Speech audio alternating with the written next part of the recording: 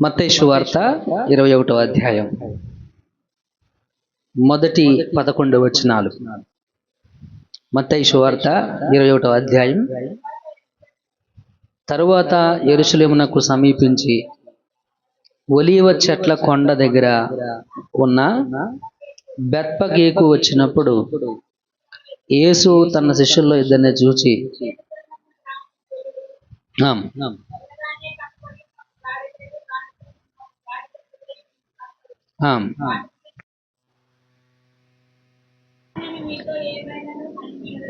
ఎవడైనను మీతో ఏమైనను అని ఎడల అవి ప్రభువునకు కావలసి ఉన్నవని చెప్పవలెను. మైక్లో చదువు. వెంటనే అతడు వాటిని తోలిపెట్టునని చెప్పి వారిని పంపెను. ప్రవక్త వలన చెప్పబడిన నెరవేరునట్లు ఇది జరిగెను. అదేమనగా, ఇదిగో నీ రాజు. మైక్లో చదవండి అమ్మా.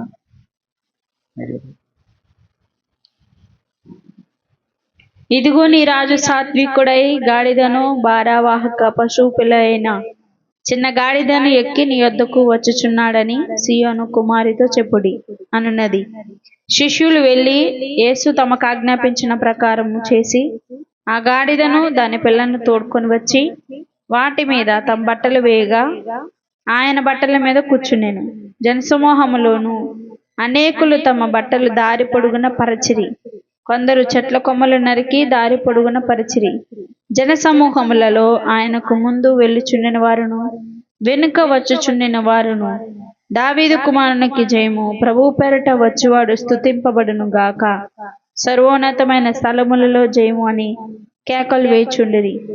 ఆయన యెరూషలేమునకు వచ్చినప్పుడు పట్టణమంతయు ఈయన ఎవరో అని కలవరపడెను. జనసమూహము, ఈయన గలీలలోని నజరేతు వాడగు ప్రవక్త అయిన యేసు అని చెప్పిరి. ప్రార్థన. దయగల తండ్రి, కృపగల దేవా, నీ పరిశుద్ధ నామాన్ని బట్టి మీకు వందనాలు, స్తోత్రాలు, కృతజ్ఞతలు. ఈ రాత్రి నీ మందిరంలో మేము చిన్న మందగా కూడుకొని ప్రార్థించడానికి మీరు ఇచ్చిన అవకాశాన్ని బట్టి వందనాలు. ఈ ఆరాధనలో మాకు తోడుగా ఉన్నారు. మొదటి వాక్యం ద్వారా దావీదు యొక్క ఉద్దేశంలో అయ్యా దేవుని వాక్యం ఎటువంటిదో ఏమై ఉందో మాకు తెలిపినందుకు చాలా ధన్యవాదాలు. అయ్యా మాకు ప్రాణములను తెప్పరిల్ల చేసే, మాకు నిత్య జీవాన్ని ఇచ్చే, మాకు మేలు చేసే, మా హృదయాలను వెలిగించే, మాకు జ్ఞానం ఇచ్చే వాక్యం మీద మేము లక్ష్యం ఉంచాలని నమ్మదగినదని మాకు నేర్పినందుకు ధన్యవాదాలు. సాక్ష్యాల ద్వారా మంచి సాక్ష్యాలు విన్నాం. మీరు చేసిన మేలులు వాటిని గుర్తుపెట్టుకొని మీరు చేశారని చెప్పగలగటమే ధన్యత. ఆ విధంగా దేవుణ్ణి స్తుతించిన ప్రతి ఒక్కరిని బట్టి కూడా వందనాలు. రెండవ వాక్య భాగం ద్వారా కూడా మాతో మాట్లాడి మమ్మల్ని బలపరచండి. ఘనత మహిమ మీరు పొందండి. మాటలు నీవి, నేను కేవలం నీ దాసుని, నన్ను మరుగుపరచమంటూ కృతజ్ఞతలు తెలియజేస్తూ యేసు నామములో అడుగుచున్నాం తండ్రి, ఆమేన్. ప్రభునందు కూడి వచ్చిన అందరికీ క్రీస్తు యేసు పరిశుద్ధ నామములో అందరికీ శుభాలు. అందరికీ వందనాలండి. ప్రతి ఒక్కరికి వందనాలు. నైట్ చాలా బాగున్నట్టు ఉంది. పగల కంటే రాత్రిపూటే ఆరాధన చాలా బాగున్నట్టుగా అనిపిస్తూ ఉంటుంది. చక్క టైం టు టైం జరుగుతూ ఉంటుంది. మీరు కూడా చాలా ప్రశాంతంగా కనపడుతున్నారు. హల్లెలూయా. దేవునికి మహిమ కలుగును గాక. ఫ్యూ మినిట్స్, కొద్ది నిమిషాలు దేవుని వాక్యాన్ని మనం ధ్యానం చేద్దాం. 21వ అధ్యాయము మత్తయి రాసినటువంటి సువార్తలో నుంచి కొన్ని మాటలు మనం జ్ఞాపకం చేసుకోవాల్సిన అవసరం ఉంది. ఎందుకు ఈరోజు మనమైతే వాస్తవానికి మార్కు సువార్తను మనం ధ్యానం చేస్తున్నాం. మరి దాన్ని స్ప్లిట్ చేసి ఈరోజు ఈ వాక్యాన్ని ధ్యానం చేయడానికి కారణం ఏంటంటే, ఈరోజు మట్టల ఆదివారం అంటారు, పామ్ సండే. ఈరోజు ఏంటంటే అది మట్టల ఆదివారం. ఎందుకు మట్టల ఆదివారం అన్నారు అని అంటే, యేసుక్రీస్తు ఆయన మరణ దినాలు దగ్గరికి వస్తున్నటువంటి సందర్భంలో యెరూషలేములోనికి ఆయన ప్రవేశించిన రోజు, యెరూషలేములోనికి ఆయన ప్రవేశించినటువంటి రోజు. దాన్ని యెరూషలేము జయ ప్రవేశము అని కూడా అంటారు. ఏమంటారండి? యెరూషలేము జయ ప్రవేశము అని కూడా అంటారు. అంటే ఆయన చుట్టుపక్కలంతా కూడాను గలిలియా ప్రాంత తీరంలో ఆ చుట్టూతులంతా కూడాను పరిచర్య చేసి స్వార్థ ప్రకటించి ఇక తను మరణించబోవడానికి కొద్ది దినాలు మాత్రమే సమయం ఉంది. ఆ సమయంలో ఆయన దేవుని వాక్య నెరవేర్పు నిమిత్తమై యెరూషలేములోనికి జయప్రవేశం చేయడం అనేటువంటి జరిగింది. ఆయన యెరూషలేములోనికి ప్రవేశించేటప్పుడు ప్రజలు ఏం చేశారు అనంటే ఆయనకు ఘన స్వాగతాన్ని ఇచ్చారు. ఏ స్వాగతాన్ని? చాలా ఘన స్వాగతాన్ని ఇచ్చారు. ఎంతటి ఘన స్వాగతము అనంటే కొమ్మలు నరుగుతూ ఆ కొమ్మలు తీసుకొని వచ్చి మట్టలు తీసుకొని వచ్చి ఆయన నడిచేటప్పుడు ఆయన గాడిద పిల్లను ఎక్కి ఆయన దాని మీద ప్రయాణం చేస్తూ ఉన్నప్పుడు వస్త్రాలు పరుస్తూ తర్వాత ఆ కొమ్మలను పరుస్తూ చాలా ఆహ్లాదంగా సంతోషంగా దావీదు కుమారునికి జయం, ప్రభు పేరట వచ్చువాడు స్తుతించబడును గాక అంటూ జయధ్వనులు చేస్తూ చాలా ఘనంగా యేసుక్రీస్తుని యెరూషలేములోనికి ఆహ్వానించారు. అందుకని ఈ ఆదివారాన్ని మంటల ఆదివారం అని చెప్పేసి మనం అనడం అనేటువంటిది పామ్ సండేగా దీన్ని గుర్తించడం జరుగుతుంది మిత్రులారా. రే ఈ వారంలోనే మనకి వచ్చే శుక్రవారం మనకి గుడ్ ఫ్రైడే ఉంది. యేసుక్రీస్తుని సిలువ వేసినటువంటి ఆ రోజు ఉదయం 9 గంటలకు సిలువ వేయడం అనేటువంటిది. అందుకని మనం ఉదయం 9 దగ్గర నుంచి సాయంత్రం 3 గంటల వరకు మనం ఆరాధనలో గడుపుతాం మనం. కాబట్టి మిత్రులారా, మరి ఆ రోజుని ఆ సందర్భాన్ని మనం జ్ఞాపకం చేసుకొని ఆత్మీయ మేలు పొందాలి. ఆత్మీయ మేలుతో పాటు మన రెస్పాన్సిబిలిటీ, మన దేవుడు సజీవుడైనటువంటి దేవుడు మన కోసం చేసినటువంటి త్యాగం, ఆ మరణ త్యాగం, ఆ సిలువ త్యాగం, మన పాపమును కడిగి వేశాడు ఆయన రక్తం ద్వారా. కాబట్టి ఆయన మనకిచ్చినటువంటి విడుదల, ఇవన్నీ కూడా మనం గుర్తు చేసుకొని దేవుణ్ణి స్తుతించి ఘనపరిచి మనం ఆరాధించవలసినటువంటి సందర్భం. అందుకని ఈ పరిశుద్ధ ఆదివారం నాడు ఈ ప్రత్యేకమైనటువంటి లేఖనాలను చదివించడం అనేటువంటిది జరిగింది. 11 వచనాలు మనం చదివాము ఇక్కడ. ఈ 11 వచనాలలో మనం గమనిస్తూ ఉన్నట్లయితే యేసుక్రీస్తుకి లభించిన ఘన స్వాగతం అనేది మనం చూస్తూ ఉంటున్నాం. ఈ ఘన స్వాగతంలో ఘనమైనటువంటి ఆహ్వానంలో ఈ ఒక గార్ధాబం యొక్క పిల్లను మనం చూస్తూ ఉంటున్నాం. అంత మాత్రమే కాదు కానీ మరి వాక్య నెరవేర్పు అనేటువంటిది కూడా ఈ ఘన స్వాగతంలో మనం చూస్తూ ఉంటున్నాం. వాక్యము నెరవేరింది అంటే ఇలాంటి సందర్భం ఒకటి జరగబోతుంది అని జకారియా అనేటువంటి ఒక ప్రవక్త ముందుగానే చెప్పాడు. జకారియా ప్రవక్త మరి దేవుడు చెయ్యబోయేటువంటి కార్యం, దేవుడు చెప్పిన రక్షణ ప్రణాళికను గురించి ప్రస్తావిస్తూ యెరూషలేములోనికి దేవుడు యేసుక్రీస్తు మనిషి కుమారుడు వెళ్ళినప్పుడు ఆయన ఘన స్వాగతం లభిస్తుంది. ఆ ఘన స్వాగతంలో ఆయన ఒక గార్ధాబము యొక్క పిల్లను ఒక వాహనంగా చేసుకొని ఆయన యెరూషలేములోనికి జయప్రవేశం చేస్తాడు అని ఆ ప్రణాళికను ముందుగానే జకారియా వివరించడం అనేటువంటిది చూస్తా ఉన్నాం. దాని నెరవేర్పు అనేటువంటిది కూడా మనం చూస్తున్నాం. అంత మాత్రమే కాదు, ఇక్కడ యేసుక్రీస్తుని ఘనంగా స్తుతించడం అనేటువంటిది కూడా మనం చూస్తూ ఉంటున్నాం మిత్రులారా. అయితే మనం నేర్చుకోవలసిన కొన్ని సందర్భాలు ఉన్నాయి. ఈ సంఘటనల నుంచి మనం నేర్చుకోవలసినటువంటి అంశాలు కొన్ని ఉన్నాయి. అవి ఏంటి అనేటువంటిది మనం చూద్దాం. మొదటి వచనాన్ని గనక మనం పరిశీలన చేస్తే యెరూషలేమునకు సమీపించి ఒలీవ చెట్ల కొండ దగ్గర ఉన్న బెత్పగేకు వచ్చినప్పుడు యేసు తన శిష్యుల్లో 2 చూచి, ఎవరిని చూశాడు? ఆయనకి శిష్యులు 2 లేరు, ఇంకా చాలా మంది ఉన్నారు. కానీ ఆయన దృష్టి 2 మీదకి వెళ్ళింది. ఆయన దృష్టి ఎంతమంది మీదకి వెళ్ళింది? 2 మీదకి వెళ్ళింది ఆయన దృష్టి. ఆయన దృష్టి పెట్టి 2 చూశాడు. ఎందుకు 2 మీదకే వెళ్ళింది అంటే 10 మంది పనులు మన దగ్గర ఉన్నప్పుడు, పనివాళ్ళు 10 మంది మన దగ్గర ఉన్నప్పుడు, ఏదైనా ఒక ముఖ్యమైన పని చేయాల్సి వచ్చినప్పుడు ఎవరు విసుక్కోకుండా ఉంటారో, ఎవరు నమ్మకంగా చేస్తారో మన దృష్టి వాళ్ళ మీదకి వెళ్ళిపోద్ది ఆటోమేటిక్గా. వాళ్ళని పిలుస్తాం మనం, అవునా కదా? కాబట్టి దేవుని దృష్టిలో పడ్డ ఇద్దరు శిష్యులు ఇక్కడ కనపడుతున్నారు. దేవుని దృష్టిలో పడ్డ ఇద్దరు శిష్యులు ఇక్కడ కనపడుతున్నారు. కాబట్టి ఈ వాక్యంలో నుంచి మనం గమనించవలసినటువంటి విషయం ఏంటంటే, ఈ ఇద్దరు శిష్యుల గురించి కూడా ఒక మాట రాశాడు అక్కడ. యేసుక్రీస్తు ఏం చెప్పాడో అదే చేశారంట వీళ్ళు. యేసుక్రీస్తు ఏం చెప్పాడో అదే చేశారని దేవుని లేఖనం వారి గురించి చెబుతా ఉంది మిత్రులారా. ఇంకా మనం గమనిస్తూ ఉన్నట్లయితే వాళ్ళు యేసుక్రీస్తు చెప్పినట్టుగా వెళ్ళి గాడిద పిల్లను ఓడ తీసుకొని దాని కట్లు విప్పి దాన్ని తీసుకొని వచ్చినట్టుగా మనం దేవుని లేఖనాల్లో మనం చూస్తూ ఉంటున్నాం మిత్రులారా. ఒకసారి మనం ఒక లూకాసు వార్త 19వ అధ్యాయం తెద్దాం. లూకాసు వార్త 19వ అధ్యాయాన్ని గనక మనం చూసినట్లయితే 32వ వచనంలో 19:32లో పంపబడిన వారు వెళ్ళి ఆయన తమతో చెప్పినట్టే కనుగొని ఆ గాడిద పిల్లను విప్పుచుండగా దాని యజమానులు, మీరు ఈ గాడిద పిల్లను ఎందుకు విప్పుచున్నారని వారిని అడిగిరి. తరువాత వారు యేసునొద్దకు దాన్ని తోలుకొని వచ్చారు. హల్లెలూయా.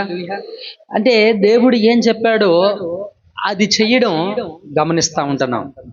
అంటే దేవునికి విధేయులుగా ఉండే వారి మీద ఆయనకు దృష్టి ఎక్కువగా ఉంటుంది. విధేయులుగా ఉండే వారి మీద ఆయన దృష్టి ఎక్కువగా ఉంటుంది. కాబట్టి ఇటువంటి ఒక ప్రాముఖ్యమైనటువంటి సందర్భంలో మనం ఏదో ఒక సెలబ్రేషన్ చేసుకోవటం కాదు, కానీ ఆ క్రిస్మస్ అప్పుడు కానీ, లేకపోతే ఇటువంటి మనకి గుడ్ ఫ్రైడే లాంటి పండుగలు వచ్చినప్పుడు బట్టలు కొనుక్కొని చక్కగా ఆహ్లాదంగా సంతోషంగా ఉండడం. ఈరోజు పండుగని పండుగ రోజున తిడుతున్నావు ఎందుకు అంటాం. అంటే పండుగ రోజున కూడా ఏమి అనకూడదు, తిట్టకూడదు, మాట్లాడకూడదు అని మన ఒపీనియన్. అదొక ఒపీనియన్ మనకి. కాబట్టి వాటికంటే ముఖ్యమైనది ఏంటనంటే దేవునికి విధేయులుగా నడుచుకోవడం మనకెంతో ఆశీర్వాదం, మనకెంతో ఆశీర్వాదకరమైనటువంటి సందర్భం అది. ఎప్పుడు దేవుడు సంతోషపడతాడంటే మనం దేవునికి చూపించే విధేయతను బట్టి ఆయన సంతోషపడతాడు. మనం ఇచ్చే కానుకను బట్టి కాదు, అర్పణను బట్టి కాదు, మనం చేసే ఉపవాసాన్ని బట్టి కాదు, మనం శరీరాన్ని బాధించుకుని ఆయన గురించి నేను నీతో గడపాలి, నీతో మాట్లాడాలి, నాకు ఈ ప్రార్థనకి జవాబు ఇవ్వు అంటూ మనల్ని మనం బాధించుకోవడాన్ని బట్టి అయినా సంతోషం కలగదు. కానీ దేవునికి అర్పణను బట్టి దేవుణ్ణి మనం సంతోషపెట్టలేము. కానీ లేకపోతే అర్థం లేని భక్తిని బట్టి కూడా దేవుణ్ణి మనం సంతోషపెట్టలేము. కానీ మనం దేనిని బట్టి మనం దేవునికి సంతోషపెట్టగలము అని అంటే విధేయతను బట్టి దేవునికి మనం సంతోషాన్ని కలుగు చేయగలుగుతాం. సమూయేలు గ్రంథం, మొదటి సమూయేలు గ్రంథంలో సమూయేలు చెప్తాడు ఈ మాటలు. మొదటి సమూయేలు గ్రంథంలో 15వ అధ్యాయం మొదటి సమూయేలు గ్రంథంలో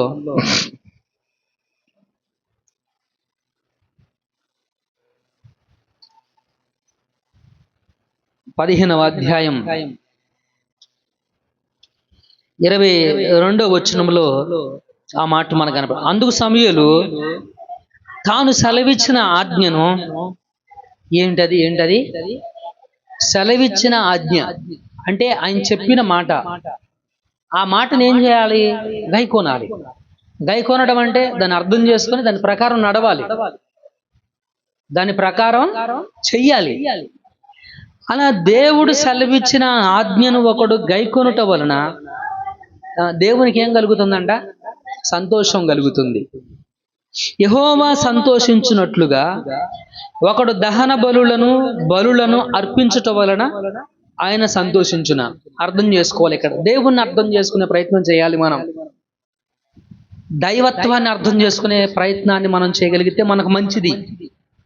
మనం ఏం చేస్తే మన గురించి దేవుడు మన విషయంలో సంతోషపడతాడు? ఆయన ఇచ్చిన ఆజ్ఞను గైకొనడం వల్ల. గైకొనుట అనే పదంలో 2 క్రియాపదాలు ఉన్నాయి. ఒకటి విని తెలుసుకొని అర్థం చేసుకోవడం, విని తెలుసుకోవడం మాత్రమే కాదు దాని ప్రకారం చేయడం. ఈ 2 జరగాలి, ఈ 2 చెయ్యాలి. చెప్పిన వెంటనే దాన్ని అర్థం చేసుకుని దాని ప్రకారం నడుచుకోవాలి. అది గైకొనడం అంటే. రెండు పదాలు, రెండు క్రియలు మిళితమైనటువంటి పదమే గైకొనడం.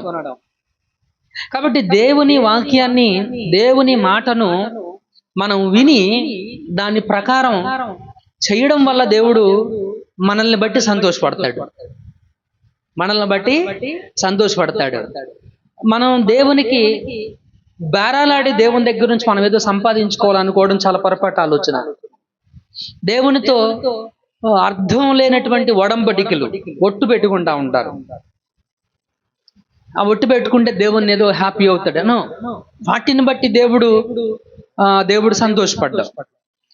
సో అల్టిమేట్ విషయం మనం చేయాల్సినటువంటిది ఆయన ఆజ్ఞను గైకొనడం వల్ల ఆయన సంతోషపడ్డాడు. దహన బలులు అర్పించడం వల్ల ఆయన సంతోషించిన ఆలోచించమన్నాడు. అందుకేనే సమూయేలు, ఆలోచించుము, బలులు అర్పించుట కంటే ఆజ్ఞను గైకొనుటయు, పొట్టేళ్ల క్రొవ్వు అర్పించుట కంటే మాట వినుటయు శ్రేష్టము. ఏది శ్రేష్టం అంట? మాట వినడం శ్రేష్టం. వినడం అంటే చెయ్యడం, అనుసరించడం శ్రేష్టం. ఇప్పుడు యేసుక్రీస్తు ఆయన దృష్టి ఎక్కడ పడిందంటే ఇద్దరు శిష్యుల మీద పడింది.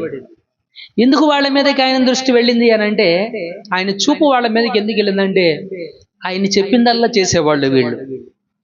ఆయన చెప్పిన దానికి ఎందుకు, ఏమిటి, ఎలా అనేటువంటి ప్రశ్నలు లేకోకుండా ఆయన చెప్పినటువంటి విధంగా నడుచుకునేటువంటి వారు వీళ్ళు. పరిశుద్ధ లేఖనంలో యోహాను అనేటువంటి భక్తుడు కూడా మొదటి యోహాను పత్రికలో ఒక మాట చెప్తాడు. 3వ అధ్యాయం, మొదటి యోహాను పత్రిక 3వ అధ్యాయము 22వ వచనంలో ఈ మాట చెప్పాడు. ఆ మాట చదవండి ఒకసారి. మరియు మనము ఆయన ఆజ్ఞను ఏం చేయాలంట? మనం గైకొనడం అంటే, మరలా అడుగుతున్నాను మిమ్మల్ని, గైకొనడం అనే పదాన్ని మీరు మనసులో పెట్టుకోవాలి. ఆయన ఆజ్ఞను ఏం చేయాలి? గైకొనాలి. గైకొనడం అంటే విని అండ్ తెలుసుకొని దాని ప్రకారం చెయ్యాలి. అలా చేయడం ద్వారా దేవుడు ఏం చేస్తాడంట? ఆయన దృష్టికి ఇష్టమైనవి చేయుచున్నాము గనుక మనము ఏమి అడిగినను అది ఆయన వలన మనకు దొరుకును. హల్లెలూయా, స్తోత్రం చెప్పండి ఒకసారి. హల్లెలూయా. మనం ఏం చేయాలంట? ఆయనకి ఇష్టమైనటువంటి మార్గం, ఆయన ఆజ్ఞను గైకొనొచ్చు. ఆయనకి ఇష్టమైన రీతిలో మనం నడుచుకుంటే, మనం ఏది అడిగితే అది ఆయన ద్వారా మనకు లభిస్తుంది. చాలా మంది చెబుతా ఉంటారు, మిత్రులారా, I don't know, but I don't teach you like this. నేను మీకు అటువంటి బోధన చేయను. ఎందుకంటే దేవుని దగ్గర నుంచి మనం ఏదైనా పొందుకోవాలి అంటే, దేవుని దగ్గర నుంచి మనం ఏదైనా ఒక దీవెన, ఒక ఆశీర్వాదం, ఏదైనా ఒక లాభాన్ని మనం ప్రార్థన చేసినప్పుడు మనం ఏదైనా దక్కించుకోవాలంటే 7 వారాలు ఉపవాసం ఉండి ప్రార్థన చేయమని నేను చెప్పను. లేకపోతే ఉపవాసంతో ఉండి మీరు ప్రార్థన చేయండి దేవుడు ఇస్తాడని నేను చెప్పను.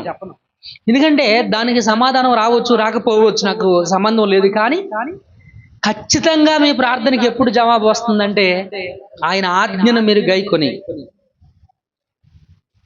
మీరు ఆయనకి ఇష్టమైన జీవితాన్ని జీవిస్తూ, అప్పుడు ఆయన్ని అడిగితే మీకు ఏది ఇష్టమో అది ఆయన ఖచ్చితంగా ఆయన మీకు అనుగ్రహిస్తాడు. మీరు ఆయన ఆజ్ఞను గైకొన్నప్పుడు ఆయన ఆజ్ఞ, అది ఖచ్చితంగా దానికి జవాబు అనేటువంటిది వస్తుంది. ఖచ్చితంగా వస్తుంది. దాంట్లో మోసం జరగదు. అప్పుడు పాస్టర్ గారు మీరు ఉపవాసం ఉండి ప్రార్థన చేయమని చెప్పారు, ఎన్ని సంవత్సరాలు ప్రార్థన చేయాలి? సంవత్సరాల తరబడి ప్రార్థన చేస్తూనే ఉండాలా? ప్రార్థనలో విసుగు రాదు అప్పుడు మనకి. ప్రార్థనలో ఏమి రాదు? విసుగు రాదు అప్పుడు మనకి. మన ప్రార్థనకు రెస్పాండ్ అవ్వట్లేదు దేవుడు అంటే దాని అర్థం ఏంటనంటే, మనం ఆజ్ఞను గైకొనట్లేదు. మీకు తెలుసా, సౌలుకి దేవుడు ప్రత్యక్షం అవడం మానేశాడు. దేవుని మాట దూరం అయిపోయింది సౌలుకి. ఆ తర్వాత సమూయేలు కోసం చిల్లంగి పనిచేసే సోదిగండ్ర దగ్గరికి వెళ్ళలేదా సౌలు, మహారాజు? కారణం ఏంటి? అటువంటి వాటిని ఆశ్రయించడానికి కారణం ఏంటి? దేవుని మాటను గైకొనకపోవడం. అతని గురించి సమూయేలు చెప్తాడు, మూర్ఖత్వాన్ని అగ్గుపరిచావు అని చెప్పాడు. ఏం చేశాడంట? మూర్ఖత్వాన్ని అగ్గుపరిచాడు. కాబట్టి మిత్రమా, ఈరోజు దేవుని మాట మనకేం చెప్తుందంటే, దేవుని దృష్టి మన మీద పడాలి. ఆయన చూసినప్పుడు, ఆయన మనల్ని చూసినప్పుడు మనం ఎలా ఉండాలి, ఎలాంటి వారమై ఉండాలి అంటే, ఇదిగో ఈ శిష్యులిద్దరు ఎలాంటి వారు అని అంటే, ఆయన ఏం చెప్పాడో అది చేశారు వాళ్ళిద్దరూ. ఇదిగో మీరు పక్క ఊరికి వెళ్ళమన్నాడు, వెళ్ళారు. మీకు ఒక గార్ధాబం కనపడద్ది, గార్ధాబం యొక్క పిల్ల, గాడిద పిల్ల రెండు కనపడతాయి. వాటిని కట్లను విప్పండి, తీసుకుని రండి అని చెప్పారు. ఎవరైనా మిమ్మల్ని అడుగుతారు, మీరు అడిగినప్పుడు ఇది దేవునికి కావాల్సిందని మీరు చెప్పండి అని చెప్పాడు. దేవుడు ఏం చెప్పాడో అది మాత్రమే చెప్పారు వాళ్ళు. దేవుడు ఏం చేయమన్నాడు అది మాత్రమే వాళ్ళు చేశారు. కాబట్టి ఈ రాత్రి మనం ఎలాగుండాలి అని అంటే, దేవుని ఆజ్ఞను గైకొని వారిలాగా మనం ఉండాలి. దేవుని ఆజ్ఞను మనం గైకొనే వారిలాగా ఉండాలి. అలా గైకొనే వారిగా ఉండి మనం దేవుణ్ణి ప్రార్థిస్తే మన ప్రార్థనకు ఖచ్చితంగా జవాబు అనేటువంటిది లభిస్తుంది మిత్రులారా. హల్లెలూయా. దేవునికి మహిమ కలుగునుగాక. చూడండి, ఏలియా వర్షాన్ని ఆగిపోమని ప్రార్థన చేసినప్పుడు ఉపవాసం ఏమీ లేడు. మిత్రులారా, నేనేం చెప్తున్నా, అసలు ఉపవాసం ఉండొద్దని చెప్తున్నానా? అలాగని నేనేం చెప్పట్లా, మీకు అర్థం కావడం కోసం చెప్తున్నాను. ఏంటంటే ఉపవాసం కంటే ముఖ్యమైనది విశ్వాసము, విధేయత. ఈ రెండు లేకోకుండా మనం ఎంత ఫాస్టింగ్ ఉన్నా ఉపయోగం అనేటువంటిది ఉండదు. విశ్వాసము, విధేయత, ఆయన ఆజ్ఞను గైకొనకోకుండా, ఆయన మీద నమ్మకం అనేటువంటిది లేకోకుండా మనం ఫాస్టింగ్ ఉండి ప్రార్థన చేయడం వల్ల ప్రయోజనం అనేటువంటిది ఉండదు. ఫాస్టింగ్ ఉండి చక్క దేవునితో నీ సహవాసాన్ని బిల్డ్ చేసుకో. నీ ఆత్మీయ జీవితాన్ని, నీ విశ్వాస జీవితాన్ని వృద్ధి చెందడం కోసం అలాగుండి దేవునితో గడుపు. మంచిది కాదని నేను అంటలేదు, కానీ వీటికి మించినటువంటిది, ఉపవాసానికి మించినటువంటిది గొప్పది ఏంటనంటే ఆయనకు విధేయత చూపించడం గొప్పది. అలా ఉండి నువ్వు ఇంకా ప్రార్థన చేస్తే, ఉపవాసం ఉండి ప్రార్థించినప్పుడు నీకు చాలా ప్రయోజనం దక్కుతుంది. నువ్వేది అడిగినా అది ఆయన వల్ల నీకు దక్కుతుంది మిత్రమా. అదే చెప్పాడు ఏలియా. నిజంగా అక్కడ ఆ రోజునే ఫాస్టింగ్ ఏమైనా ఉన్నాడు ఆయన? లేడు. లేఖనం చెప్పింది అతడు ఆసక్తి కలిగి ప్రార్థన చేశాడు అని. ఏం కలిగి? ఆసక్తి కలిగి. అందుకే దానికి ముందు చెప్తున్నాడు ఆసక్తి గురించి. ఎటువంటి ఆసక్తి అంటే విశ్వాసం కలిగి ప్రార్థన చేశాడు. ఏం కలిగి ప్రార్థన చేశాడు? విశ్వాసం కలిగి ప్రార్థన చేశాడు. విధేయత కలిగి ప్రార్థన చేశాడు. దేవుడు అరణ్యానికి వెళ్ళమంటే అరణ్యానికి వెళ్ళాడు. ఆకులు నీకు ఆహారం చేస్తా, వెళ్ళి నది దగ్గర పడుకోమంటే నది దగ్గర పడుకున్నాడు వెళ్ళి. ఆయన ఏది చెబితే అది చేశాడు. ఆయనకి విధేయత చూపించాడు. దేవుడు అతని మనవిని, ఒక మనిషి మాట్లాడినట్టు మాట్లాడాడు, ఒక స్నేహితుడు మాట్లాడినట్టు దేవునితో మాట్లాడాడు. ప్రార్థనలకు జవాబిచ్చాయి. వర్షాన్ని 3 సంవత్సరాలు, మంచు కూడా కురవద్దంటే 3 సంవత్సరాలు కురవలేదు. మళ్ళీ రమ్మని చెప్పి ప్రార్థన చేసినప్పుడు దేవుడు ఆకాశము వర్షం ఇచ్చింది, భూమి దాని ఫలమునది ఇచ్చింది. ఎంత అద్భుతమైనటువంటి ప్రార్థన. కాబట్టి మనం ఎలాగుండాలి అని అంటే, ఈ సందర్భంలో ఆయన జయప్రవేశాన్ని జ్ఞాపకం చేసుకుంటున్నటువంటి యెరూషలేములో ఆయనకు లభించిన ఘన స్వాగతాన్ని జ్ఞాపకం చేసుకుంటున్నటువంటి మనం ఎలాగుండాలంటే, విధేయులంగా మనము దేవునికి మనం ఉండాలి. విధేయత కలిగి మనం ప్రార్థన చేసినప్పుడు దేవుడు, ఆయన ఆజ్ఞను గైకొన్నప్పుడు దేవుడు మనకేం చేస్తాడంటే, మనం ఏది అడిగినా దానిని దేవుని వలన మనం పొందుకుంటాం. అక్కడ కింది వచనంలో యోహాను పత్రికలో చెప్పాడు, ఆయన ఆజ్ఞ ఏంటో చెప్పాడు.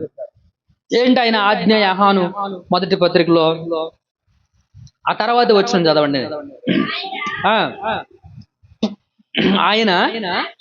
ఆయన ఆజ్ఞ ఏదనగా, అది ఏంటది?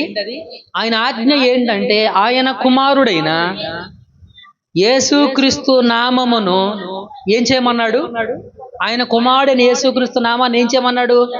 నమ్ముకోమన్నాడు. ఏం చేయమన్నాడు అండి? కుమారుడైన యేసుక్రీస్తు నామమును నమ్ముకొని ఆయన మనకు ఆజ్ఞ ఇచ్చిన ప్రకారం ఒకరినొకడు ఇది ఇది ఇది ఇది ఆయన ఆజ్ఞ ఏంటంటే, దేవుని ఆజ్ఞ ఏంటంటే మనం కుమారుడైన యేసుక్రీస్తుని నమ్మాలి. అది దేవుని ఆజ్ఞ, అది దేవుని ఆజ్ఞ.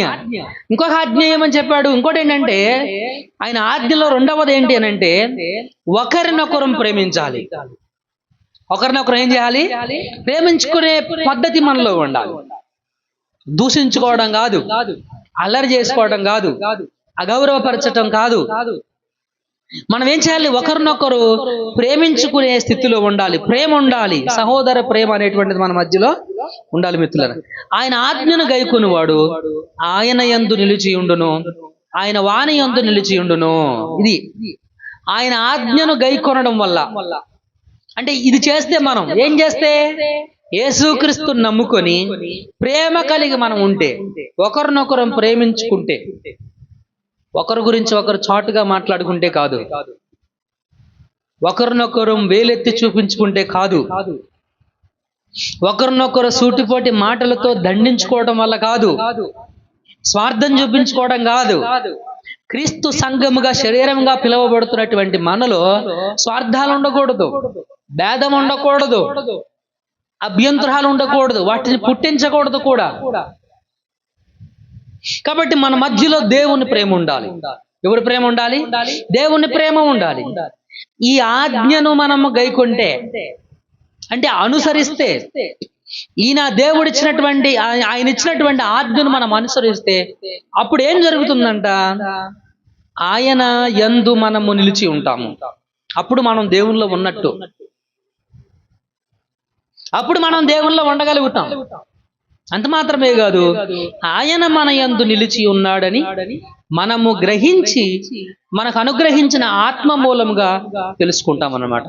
అప్పుడు దేవుడు కూడా మనలో ఉన్నాడనే సంగతి, దేవుడు మనకిచ్చిన ఆత్మ మూలంగా ఆ సత్యాన్ని మనము గ్రహించగలుగుతాం మిత్రులారా. కనుక ప్రియమైనటువంటి దేవుని సంగమా, ఈ రాత్రి ఈ పునరుద్ధరణ ఆరాధనలో దేవుని దృష్టిని ఆకర్షించినటువంటి ఇద్దరు శిష్యులు, విధేయులైనటువంటి ఇద్దరు శిష్యులు, ఆయన ఆజ్ఞను అనుసరించినటువంటి ఇద్దరు శిష్యుల వలె మన జీవితాలు కూడా ఉండాలి మిత్రులారా. ఇద్దరు శిష్యులకు దేవుడు వారిద్దరిని చూచి వాళ్ళకు పని ఇచ్చాడు. ఏం చేశాడు ఆయన? వాళ్ళకు పని ఇచ్చాడు. ఏంటా పని? మీ ఎదుటనున్న గ్రామమునకు వెళ్ళుడి. ఏం చెప్పాడు ఆయన? ఎదుటనున్న గ్రామానికి వెళ్ళమన్నాడు. ఎదుటనున్న గ్రామానికి వెళ్ళమన్నాడు. వెళ్ళమని చెప్పాడు ఆయన. ఏం చెప్పాడు ఆయన? ఆదేశం. ఇదేమంటాం మనం? ఆదేశించాడు. దేవుడు ఆదేశించాడు. ఏమి ఆదేశించాడు? వెళ్ళండి అని చెప్పాడు, అంతే. వెళ్ళమని దేవుడు ఆదేశం ఇచ్చాడు. ఈ ఆదేశానికి పని ఏంటంటే, వెళ్ళగానే కట్టబడి ఉన్న ఒక గాడిదయు దానితో ఉన్న ఒక గాడిద బిల్లయు మీకు కనబడును. ఏంటి ఏం జరుగుతుందంటే, ఎదుటనున్న గ్రామానికి మీరు వెళ్ళండి. మీకు వెళ్ళగానే కట్టబడినటువంటి ఒక గాడిద, ఆ గాడిద పిల్ల మీకు కనబడుతుంది. గాడిద పిల్ల మీకు కనబడుతుంది. మీరేం చెయ్యాలంటే వాటిని విప్పి నా దగ్గరకు తోలుకొని రండి. ఏం చెప్పాడండి? వాటిని విప్పి నా దగ్గరకు తోలుకొని రండి. ప్రియమైనటువంటి దేవుని సంగమా, ఇక్కడ దేవుడు ఈ ఇద్దరు శిష్యులకి ఆదేశించినటువంటి సత్యం. ఆయన ఆదేశించాడు, వాళ్ళిద్దరికి పని చెప్పాడు, చెయ్యండి, మీరు పని చేయాలి అని చెప్పేసి. ఏం పని చేయమన్నాడు? ఎదుటనున్న గ్రామానికి వెళ్ళగానే మీకు కట్టబడి ఉన్న ఒక గాడిద పిల్ల మీకు కనబడుతుంది. మీరేం చేయాలి అంటే వాటిని విప్పాలి. కట్టబడిన వాటిని మీరేం చేయాలి? విప్పాలి. విప్పి నా దగ్గరకు తోలుకొని రమ్మన్నాడు. విప్పి ఏం చేయమన్నాడు? ఆ రెండింటిని విప్పి మీరు తోలుకొని వెళ్ళి వాటిని అమ్ముకొని డబ్బులు సంపాదించుకోండి అలా. మీకు అర్థమవుతుందన్న మాటలో? విప్పి నా దగ్గరికి తీసుకొని రమ్మన్నాడు. ఆదేశం, దేవుని ఆదేశం. చూడండి, ప్రభునందు ప్రియమైనటువంటి దేవుని సంగమా, సమృద్ధి జీవన సంఘ సభ్యులమైనటువంటి మనందరం కూడా రక్షించబడిన ప్రతి ఒక్కరికి దేవుడిచ్చిన ఆదేశం అదే. రక్షించబడిన ప్రతి ఒక్కరికి నమ్మి పాపక్షమాపణ పొంది పాపక్షమాపణ నిమిత్తం బాప్టిజం తీసుకొని రక్షించబడిన ప్రతి ఒక్కరికి ఇవ్వబడినటువంటి ఆదేశం. ఏంటి ఆదేశము అని అంటే, మనము వెళ్ళాలి. మనం వెళ్ళాలి. ఎక్కడికి వెళ్ళాలి? ఎక్కడైతే కట్టబడి ఉన్నారో, ఎవరైతే కట్టబడి ఉన్నారో ఆ కట్టబడిన వారి దగ్గరికి వెళ్ళాలి. ఆ బంధించబడిన వారి దగ్గరికి మనం వెళ్ళాలి. ఇది దేవుని ఆదేశం. మిత్రులారా గమనించండి, వెళ్ళి మనం చేయాల్సిన పని అంటే వారిని కట్లను విప్పి దేవుని దగ్గరకు తీసుకొని రావాలి. ఈ ఆదేశాన్ని పాటించటం ధర్మం. అది ఇద్దరు శిష్యుల యొక్క ధర్మం ఏంటి? ఆయన చెప్పింది చేయటమే. ఆయన చెప్పింది చేయటమే. వీళ్ళు గ్రామానికి వెళ్ళాలి. ఆయన చెప్పినట్లుగా ఆ కట్లతో కట్టబడినటువంటి గాడిద పిల్లను విప్పాలి. కట్లను విప్పి విడిపించి కట్టబడిన వాటిని విడిపించి దేవుని దగ్గరకు వాటిని తోలుకొని రావాలి. ఈ పని చెయ్యాలి వాళ్ళు. దేవుడు వారికి విధించినటువంటి ధర్మం. ఆ ధర్మాన్ని వాళ్ళు అనుసరించాలి. రక్షించబడిన మనం పాపములో ఉన్న వారి దగ్గరకు, పాపంలో జీవిస్తున్న వారి దగ్గరకు మనం వెళ్ళి సువార్త చెప్పాలి. ఇది రెస్పాన్సిబిలిటీ. ప్రతి క్రైస్తవుడికి ఉన్నటువంటి బాధ్యత అది. మీరు అంటారు, మేము బోధకులం కాదు కదా, మేము పాస్టర్లం కాదు కదా, మేమేం చెప్పాలి? సువార్త చెప్పడానికి బోధకులే అయి ఉండాల్సిన అవసరం లేదు. మీకు మాట జ్ఞాపకం చేస్తా, అందరూ బోధకులై ఉండాల్సిన అవసరం లేదు, కానీ అందరూ సాక్షులుగా ఉండొచ్చు. అవునా కదా? అందరూ బోధకులై ఉండాల్సిన అవసరం లేదు, కానీ అందరూ సాక్షులుగా ఉండొచ్చు. నీ జీవితం ఎలా విడిపించబడిందో చెప్పు. నువ్వు ఎలా రక్షించబడ్డావో చెప్పు. మీరు అనుభవించిన దరిద్రం గురించి చెప్పొద్దు. అర్థమవుతుందండి? ఒకప్పుడు మాకు ఇల్లు లేదు, కట్టుకోవడానికి బట్టలు లేవు, ఏమండి తినడానికి తిండి లేదు. ఇప్పుడు మాకు దేవుడు మంచి ఇల్లు ఇచ్చాడు. ఇప్పుడు మాకు మంచి బట్టలు ఎక్కతక్క అయిపోతాయి. మాకు అది చెప్పాల్సింది మనం. అవి కాదు మనం చెప్పాల్సింది. వాటిని చెప్పడం వల్ల ఏ వ్యక్తి మారు మనసు పొందడు. ఒకప్పుడు ఎన్ని బాధలు పడ్డామో, ఎన్ని ఇబ్బందులు పడ్డామో, గోచి పెట్టుకుని పని చేశామో, చిరిగిపోయి నిక్కరేసుకొని పని చేశామో, తినటానికి గడిచేది కాదు. అలా బ్రతికేవాళ్ళం మేము. కానీ ఇప్పుడు ఎంత అయ్యామో. ఇది కాదు సాక్ష్యం అంటే. అవన్నీ సాక్ష్యానికి గుర్తులు కాదు, అవి కాదు రక్షణకు గుర్తులు. కాబట్టి మనం అనుభవించిన దరిద్రాన్ని చెప్పడం కాదు ప్రజలకు, మనం పొందిన రక్షణ చెప్పాలి. ఏంటి రక్షణ? ఒకప్పుడు నువ్వు ఎలా ఉన్నావు? ఎలా అంటే నీ వ్యక్తిత్వం ఎలాంటిది ఒకప్పుడు, ఇప్పుడు ఎలా ఉంది నీ వ్యక్తిత్వం? ఒకప్పుడు నీ మనస్తత్వం ఎలాంటిది, ఒకప్పుడు నీ బుద్ధి ఎలాంటిది, ఒకప్పుడు నీ జ్ఞానం ఎలాంటిది, ఇప్పుడు నీలో వచ్చిన మార్పు ఏంటి? మార్పు కారణం ఏంటి? యేసు క్రీస్తు పునరుద్ధానుడై తిరిగి లేచాడని విశ్వసించడమే కారణమై ఉండాలి. అది మనం చెప్పాల్సినటువంటి సాక్ష్యం. కాబట్టి చాలా మంది వెళతారు, చెప్పడానికి వెళతారు, కానీ ఏం చెప్తారు అని అంటే మిత్రులరా, వాళ్ళు అనుభవించినటువంటి దరిద్రం అంతా చెప్పుకుంటూ వస్తారు. అఫ్ కోర్స్ యేసుక్రీస్తును నమ్మినప్పుడు, యేసుక్రీస్తును విశ్వసించినప్పుడు మనము దారిద్ర్యత నుండి విడిపించబడతాం. దారిద్ర్యం నుంచి మనం విడిపించబడతాం. పెంట కుప్పల మీద నుంచి దీనులను లేవనెత్తేవాడు, దరిద్రులను ప్రధానులతో కూర్చుండబెట్టేవాడు ఆయన. హల్లెలూయా. కాబట్టి ప్రభునందు మిత్రులరా, the most important testimony is, ప్రాముఖ్యమైనటువంటి సాక్ష్యం ఏంటంటే నీ హృదయములో కలిగిన రక్షణ. పాపము నుంచి నువ్వు ఎలా విడిపించబడ్డావు? ఒకప్పుడు నీ ఆలోచన విధానం అంతా పాపంలోనే ఉంది. మరి క్రీస్తుని నమ్మిన తర్వాత నువ్వు ఆ పాపం నుంచి విడుదల పొందావా? అది చెప్పాలి. అందుకే 58వ అధ్యాయము యెషయా చెబుతాడు, కాడి మాను మోకులు ఓడదీయడం అన్నాడు. దేన్ని విడదీయాలంట? కాడి మాను మోకులు. ఎడ్ల బండి కడతాం కదండి, కాడి మోకులు కడతాం కదండి, ఎంత బరువైనది లాక్కెళ్లాల్సిందే, అవునా కాదా?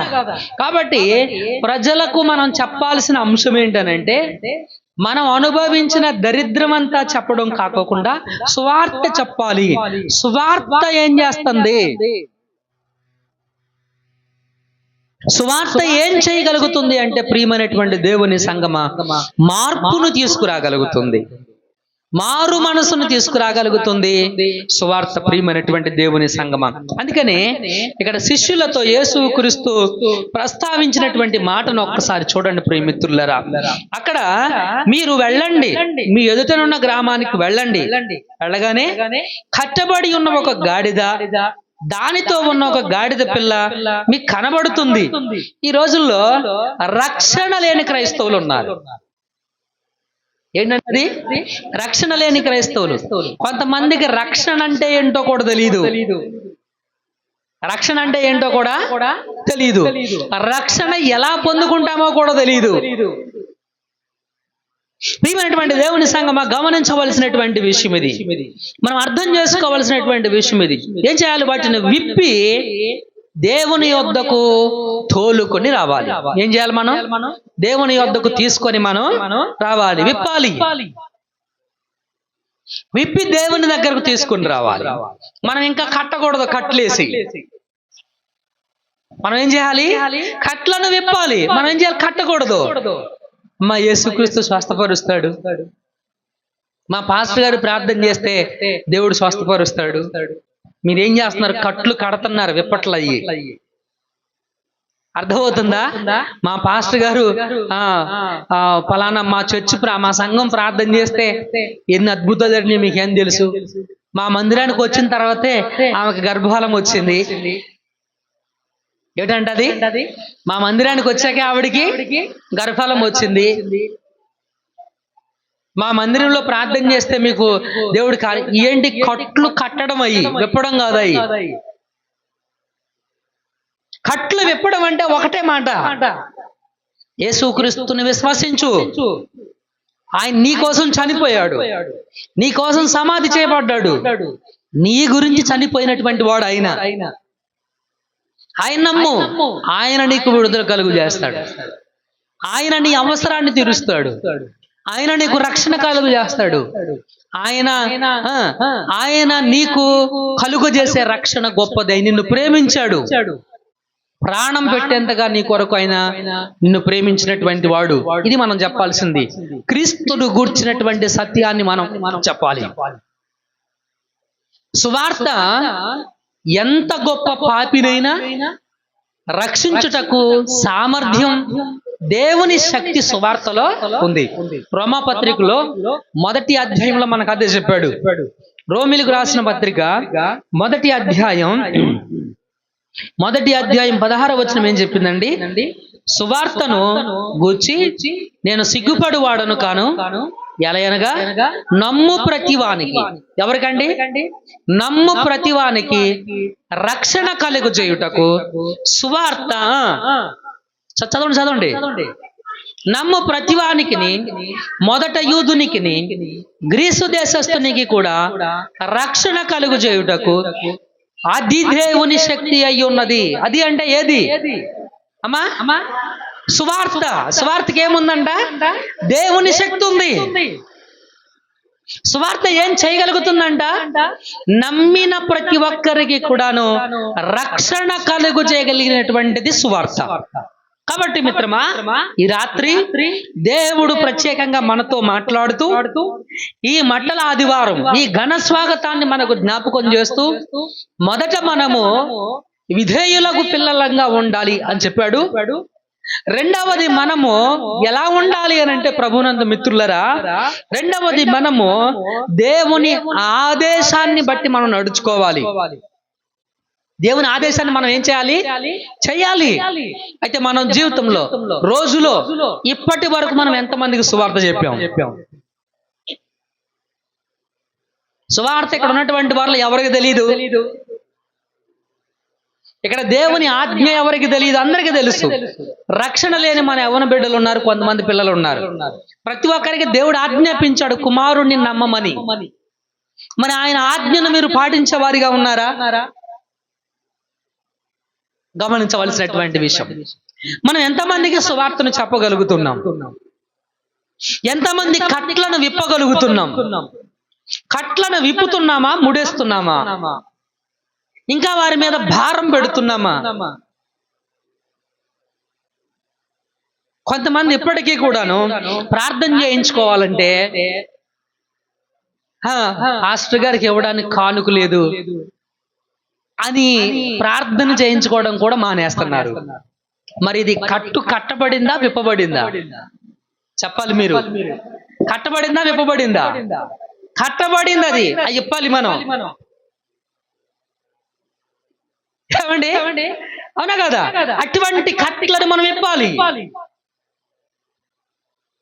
పాస్టర్ గారిని దేవుడు పెట్టింది పాస్టర్ గారిని దేవుడు పెట్టింది ప్రార్థన చేయడం కోసమే, వాక్య పరిచర్య చేయడం కోసమే, దేవునిలో మిమ్మల్ని బలపరచడం కోసమే. కాబట్టి మీరు ఆ బంధకాల నుంచి బయటికి రావాలి. పాస్టర్ గారు వస్తే కానుక ఇవ్వాలని దేవుడు ఏమైనా ఆజ్ఞాపించాడా? ఆలోచించండి మిత్రులారా, ఆలోచించండి. దానివల్ల దేవునికి ఎంతమంది దూరం అయిపోతున్నారు? దానివల్ల సువార్త చెప్పడం ఎంత కష్టమవుతుంది. మొన్న ఒక సహోదరి ఫోన్ చేసి మాట్లాడింది, చాలాసేపు మాట్లాడింది. సర్లేగమ్మా ఉంటాను, ఆవిడ బాధ ఏదో ఆవిడ చెప్పుకుంది, ఆవిడ కష్టం ఏదో ఆవిడ చెప్పింది, విన్నాను చాలా శ్రద్ధగా. సరే విన్న తర్వాత సరే అన్నయ్య ఉంటాను అంది. సర్లేగమ్మా ఉంటానని చెప్పేసి అన్నాను. ఫోన్ పెట్టేశాను అనుకుంది, నేనైతే ఫోన్ పెట్టలేదు. ఫోన్ అలా పక్కన పెట్టి ఉంచాను. వాళ్ళు ఫోన్ పెట్టేశాను అనుకున్నారు, వాళ్ళు ఫోన్ పెట్టలేదు. మాట్లాడుకుంటున్నారు వాళ్ళు.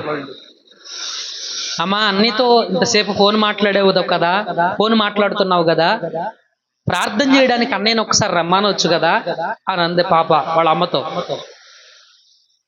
వాళ్ళ అమ్మ ఏమందంటే, అన్నయ్య వచ్చినప్పుడల్లా ప్రార్థన చేస్తున్నాడు కానీ కనీసం మనం ఒక 50 రూపాయలు కూడా కానుక ఇవ్వట్లేదు, మనం కానుక ఇవ్వనప్పుడు ఆయన్ని పిలవడం దేనికి, ప్రార్థనకి అని చెప్పేసి అంటుంది. ఇది కాదా కట్లతో బంధించబడ్డం? అవునా కదా? ఇది కాదా కట్లతో బంధించబడ్డం? ఎవరో చెప్పారు ఆవిడకి అలాగా. ఆవిడ ఎక్కడో చూసింది ఇలాంటి పద్ధతిని, ఆవిడ ఎక్కడో వింది ఇటువంటి మోసకరమైనటువంటి విధానాన్ని. ఎవరు చెప్పారు? దేవుడు సావుకుణ్ణి పిలువనంపినప్పుడు కానీ, సావుకుణ్ణి పంపించినప్పుడు కానీ ఈ కట్లను విప్పడానికి అనుకూలత ఏది? అక్కడ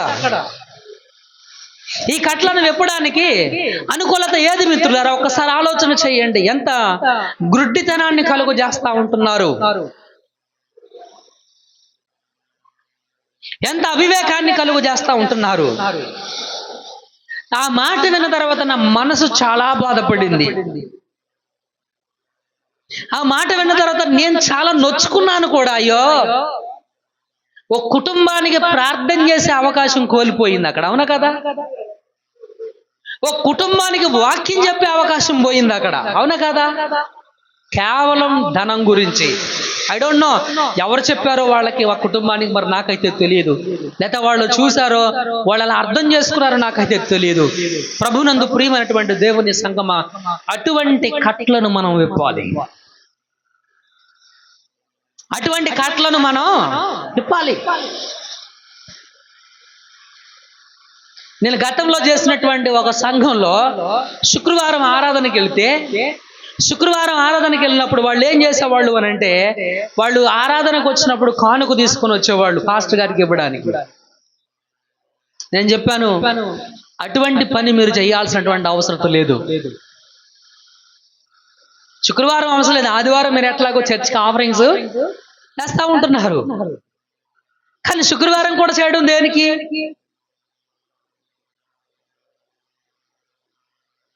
శుక్రవారం కూడా చేయడం దేనికి? నేను వాళ్ళకి చాలా స్పష్టంగా చెప్పాను, మిత్రులారా, మీ ముఖాలు నాకు కనపడతలేదు, మీరు వింటున్నారో నిద్రపోతున్నారో తెలియట్లేదు నాకు. వింటున్నారా? Very good. చెడు దేనికి? అది తప్పు అని చాలా స్పష్టంగా వాళ్ళకి తెలియపరిచాను. By the grace of God, దేవుని కృప వల్ల వాళ్ళు అర్థం చేసుకున్నారు, అటువంటి చర్యను వాళ్ళు ఆపేశారు. హల్లెలూయా, దేవునికి మహిమ కలుగును గాక. So what I'm trying to say is, నేనేం చెప్పాలనుకుంటున్నాను, ఈ రాత్రి ఉపదేశం ఏంటి, ఈ రాత్రి దేవుని మాట ఏంటి? మనం కట్లను విప్పేవారిగా ఉండాలి, ముడేసేవారిగా ఉండకూడదు. కట్లను విప్పేవారిగా మనం ఉండాలి కానీ ముడేసేవారిగా మనం ఉండకూడదు. కట్లను బిగించేవారిగా మనం ఉండకూడదు. దానివల్ల సువార్తకు, దానివల్ల పరిచర్యకు ఆటంకాలు కలుగుతూ ఉంటున్నాయి మిత్రులారా. కనుక ఈ రాత్రి మనం చేయాల్సినటువంటి పని, మనము రక్షించబడినటువంటి మనందరం కూడా బాధ్యులము అనేటువంటి అంశం మనకు దేవుని వాక్యం మనకు జ్ఞాపకం చేస్తూ ఉంటుంది. ఆయన ఆదేశానికి మనం బాధ్యులం.